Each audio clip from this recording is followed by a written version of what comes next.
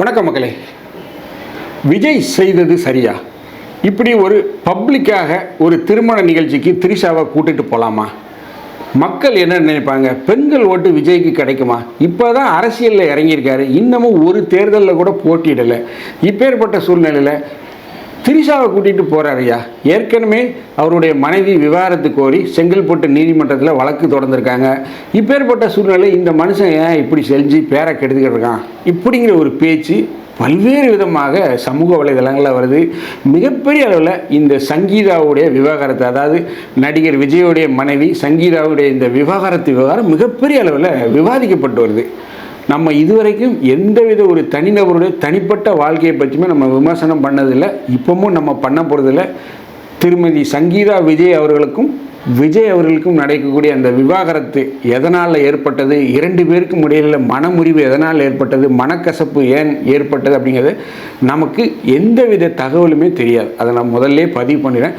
இது இரண்டு தம்பதிகளுக்குள்ளே ஏற்பட்ட விஷயம். அவங்க பெட்ரூம்குள்ளே, அவங்களுடைய லிவிங் ரூமில் நடந்த விஷயங்கள். அதை பற்றி யாருக்குமே தெரிய வாய்ப்பு இல்லை.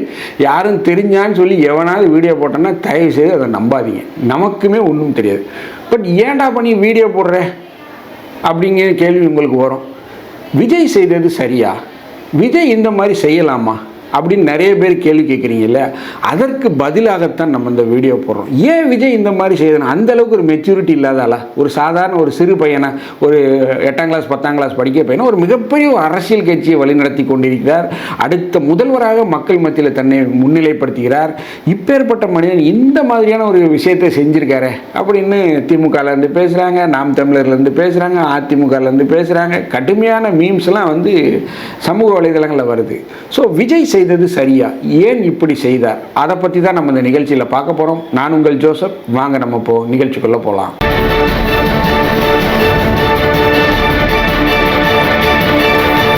திருமதி சங்கீதா விஜய் தற்போது வரையும் அவர் விஜயோடைய மனைவி தான். இன்னமும் அவங்களுக்குள்ள விவாகரத்து ஆகலை. ஸோ அதனால தான் நான் திருமதி சங்கீதா விஜய் அப்படின்னு சொல்கிறேன். ஸோ இவங்க வந்து ஒரு விவாகரத்து மனுவை வந்து செங்கல்பட்டு நீதிமன்றத்தில் தாக்கல் பண்ணியிருக்காங்க. ஸோ அது வந்து அவங்க இருவருக்குமே இடைப்பட்ட ஒரு தனிப்பட்ட விஷயம். அதை நம்ம இந்த தனிப்பட்ட ப்ரைவேசியை நம்ம மதிக்கிறோம். அதை பற்றி நம்ம எங்கேயுமே பேச போகிறதில்ல. பட் நம்ம பேச வந்த விஷயம் என்ன அப்படின்னா, ஒரு வழக்குடைய விவகாரம், அந்த வழக்கில் கொடுக்கப்பட்ட ஒரு சாராம்சங்கள், அதாவது ஒரு பிளெயின்டிஃப் அப்படின்னு சொல்லுவாங்க. அதாவது வழக்கறிஞர்களுக்கு தெரியும், இந்த பிளெயின்டிஃப்ங்கிறது நார்மலாக வெளியே லீக் ஆகாது. அதாவது நீங்கள் ஒரு சொத்து விவகாரத்தில் உங்களுக்கும் உங்கள் அண்ணனுக்கும் ஒரு பிரச்சனை அப்படின்னா நீங்கள் உங்களுடைய புகாரை சொல்லுவீங்க. இங்கே இந்த மாதிரி இந்த இடம் எங்கள் அண்ணன் வந்து என்னை ஏமாற்றி பிடிங்கிட்டாரு, அவர் தான் அனுபவிச்சிட்ருக்காரு, நான் வந்து அவர்கிட்ட போய் கேட்டேன் எனக்கு பங்கை கொடுன்னு, அவர் தரலை, இத்தனை சென்ட் இடம், இவ்வளோ இடம், என்னுடைய எல்கை இது, அதெல்லாம் சொல்லுவீங்கல்ல, அதுதான் அந்த பிளெயின்டிஃப் காப்பி அப்படின்னு சொல்லுவாங்க. ஸோ அது வந்து வெளியே வர்றதுக்கு வாய்ப்பே இல்லை. அதை வந்து நார்மலாக எடுக்க முடியாது. அது வந்து அந்த வழக்கறிஞர் கொடுக்கலாம், உங்களுக்கு சிறப்பில் இருக்கக்கூடிய வழக்கறிஞர் மூலமாக வரலாம், இல்லை வேறு மாதிரி ஏதாவது வந்தால் தவிர நார்மலாக இந்த வழக்கில் குறிப்பிடப்பட்ட அந்த விவகாரங்கள் வந்து சாராம்சங்கள், சரத்துக்கள் வந்து வெளியே வராது. இது வந்து இந்த வழக்கறிஞர்களாக இருக்கக்கூடியவர்களுக்கு நன்கு தெரியும்.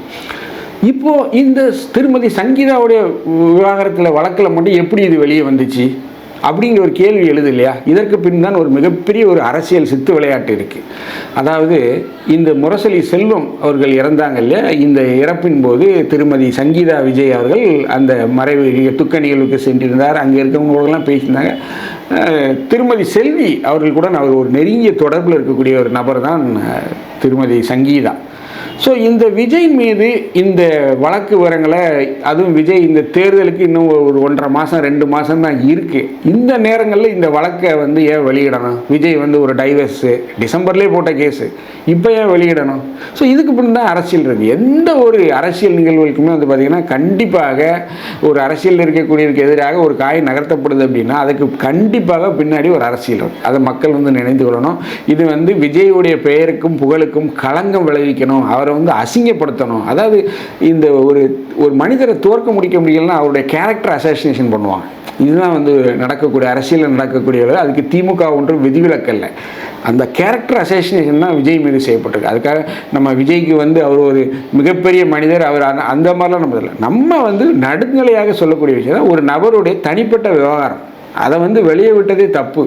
அதுக்கு வந்து நீதிமன்றம் சுமமோட்டமாக அதை வெளியிட்டவர் மீது வழக்கு தொடுக்க முடியும். இது வந்து நீதிமன்றத்துடைய ஆவணம், மிக முக்கியமான ஆவணம், பிரைவேசி ஆவணம். இதை பற்றி நம்ம விவாதிக்கிறதே தப்பு அப்படிங்கிற மாதிரிலாம் வரும். பட் நம்ம என்ன சொல்கிறோன்னா, விஜய் ஏன் வந்து இந்த மாதிரி விஷயங்கள்லாம் போயிட்டுருக்கு, வழக்கு தொடுத்துருக்காங்க மனைவி. அப்படி இருக்கும்போது விஜய் வந்து இந்த திருமண நிகழ்வுக்கு திரிஷாவை கூட்டிகிட்டு வரலாமா, என்ன இந்த மாதிரி பண்ணியிருக்காரு அப்படிங்கிற கேள்வி தானே எல்லாருக்குமே வருது. விஜய் செய்தது என்னை பொறுத்த வரைக்கும் நான் மிக சரியான விஷயம் அப்படின்னு சொல்லலாம்.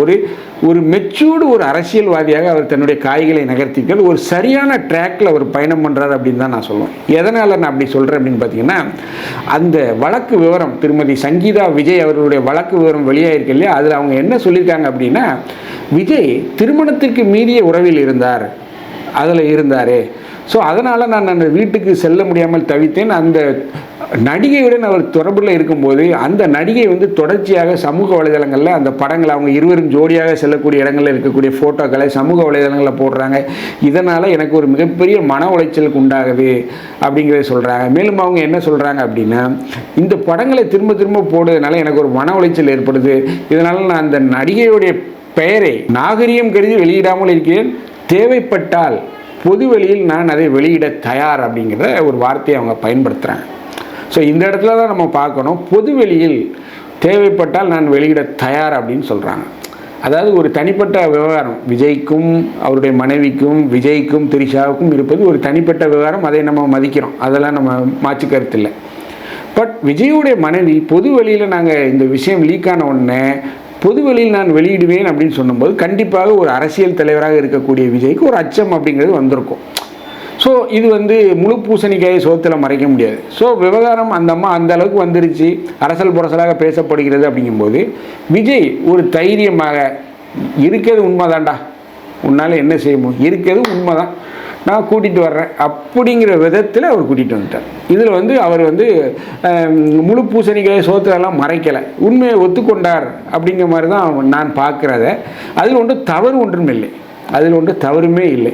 அதாவது பல்லு இருக்கிறவன் பக்கோடா சாப்பிட்றான், பல்லு இருக்கிறவன் முறுக்கு சாப்பிட்றான் அப்படிங்கிற மாதிரி சொல்லுவாங்க இல்லையா கிராமத்தில் ஒரு சொல்லவிட, அதே போலத்தான் அவர் தன்னுடைய தரப்பு விஷயத்தை ஓப்பனாக பப்ளிக்காக வைத்து விட்டார். நீ என்னம்மா சொல்கிறது பொதுவெளியில், நானே சொல்கிறேம்மா ஓப்பனா, முடிஞ்சு போச்சு. திருமதி சங்கீதா விஜய்க்கு எதிராக நகர்த்த நினைத்த ஒரு அரசியல் காய், ஒரு அரசியல் விஷயத்தை அவர் செய்வதற்கு முன்பாகவே நீ என்ன அசிங்கப்படுத்துறது, நீ என்ன சொல்லி என்ன அசிங்கப்படுத்தி அதை ஒரு ஃப்ளாஷ் நியூஸாக போட்டு அரை மணி நேரம் விவாதிக்கிறதா, நானே சொல்கிறேன் அப்படின்னு விஜய் வந்து தன்னெழுச்சியாக வந்து செய்துவிட்டார். ஒரு நேர்மையாளராகத்தான் நான் அவரை பார்க்கிறேன். ஒரு நேர்மையான விஷயம், ஒரு நேர்மையாளர், அதிலெல்லாம் மாற்று கருத்து இல்லை. இருக்க விஷயத்தை சொல்லிட வேண்டியதானே, சொல்லிவிட்டார். இன்னும் ஒன்றும் இல்லையே. இன்னைக்கு நடந்த இந்த மகளிர் தின விழாவில், தமிழக வெற்றிக்கழகத்தால் மகளிர் தின விழாவில் விஜய் என்ன சொல்லியிருக்காரு, நிறைய விஷயங்கள் வரப்படுது, அதுக்காக நீங்கள் போராடுறீங்க, அதெல்லாம் விட்டுருங்க, மக்கள் பிரச்சனைக்காக போராடுங்க, இதெல்லாம் நான் பார்த்துக்கிறேன் அப்படின்ட்டார். அப்புறம் ரீசெண்டாக இருக்கிற நிறையா பிரச்சனைகளில் சில பிரச்சனைகள்லாம் ஓடிட்டு இருக்கு இல்லையா, அதெல்லாம் நீங்கள் அதுக்கு போராடி ஹர்ட் ஆகிறதெல்லாம் நான் பார்க்குறேன். அதை பார்த்து எனக்கு ஹர்ட் ஆகுது.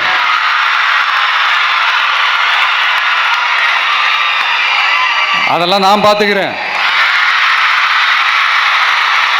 நாமளும் நீங்களும் சேர்ந்து மக்களுடைய பிரச்சனைகளை மட்டும் பார்ப்போம், சரிங்களா?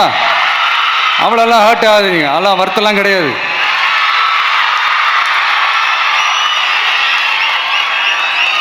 சரியா? இது அவருடைய தனிப்பட்ட விஷயம்.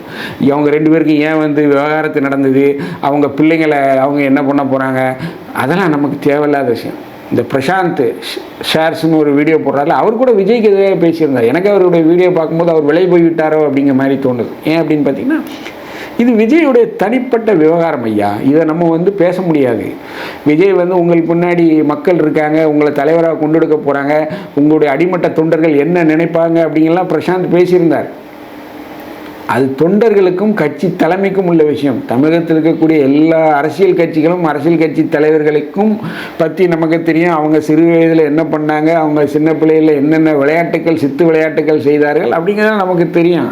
அதுக்கெல்லாம் பிரசாந்த்கிட்ட எங்கே பதில் இருக்குது, அதுக்கெல்லாம் பதில் சொல்லுவாரா? ஸோ அதெல்லாம் நம்ம பார்க்கணும். ஒருத்தருடைய தனிப்பட்ட விவகாரம் ஒவ்வொருத்துக்கும் அவங்க தனிப்பட்ட விஷயம் இருக்கும். அதை நம்ம உள்ளே நுழையவே முடியாது. அதை நீ ஏன் செஞ்ச அப்படின்னு கேள்வி கேட்கவே முடியாது. விஜய் அந்த திருமண நிகழ்வுக்கு திரிஷா அவர்களை அழைத்து வந்தது அவருடைய தனிப்பட்ட விஷயம். அவர் கல்பாத்தி அகோரம் அவர்களுக்கு அவர் ஒரு சினிமா தயாரிப்பாளர் அப்படிங்கிற அடிப்படையில் அவர் கூட்டிகிட்டு வந்தார், அவ்வளோதான். இதை அவர் அரசியல் தலைவராக அறியப்பட்டாலும் தனிப்பட்ட முறையில் ஒரு கல்யாணத்துக்கு வர it's a private function, it's a private wedding. அதை நம்ம கேள்வி கேட்கவே முடியாது. சட்டம் தெரிந்தவர்களுக்கு இந்த விஷயம் ரொம்ப சரியாக புரியும். இந்த விஷயத்தை நீங்கள் கோர்ட்டில் போட்டு ஏதாவது பண்ணிங்கன்னா இந்த கேஸ் ஒரு 15 நாட்களுக்குள்ளே டிஸ்மிஸ் ஆகிடும். இதை சட்டம் தெரிந்தவர்களுக்கு நன்கு தெரியும். இதெல்லாம் நிற்கவே நிற்காது. உடனே ஒரு 2 ஹியரிங்கத்துக்கு டிஸ்மிஸ் பண்ணி விட்ருவாங்க. ஸோ இப்பேற்பட்ட சூழ்நிலையில் நம்முடைய பார்வை, என்னுடைய பார்வை என்னவாக இருக்குது அப்படின்னா, விஜய் செய்தது ஒரு சரியான விஷயம். ஓப்பன், மக்களுக்கு எல்லாமே ஓப்பன், டிரான்ஸ்பரண்ட் பானா அப்படிங்கிறத மீண்டும் அவர் நிரூபித்திருக்கார்.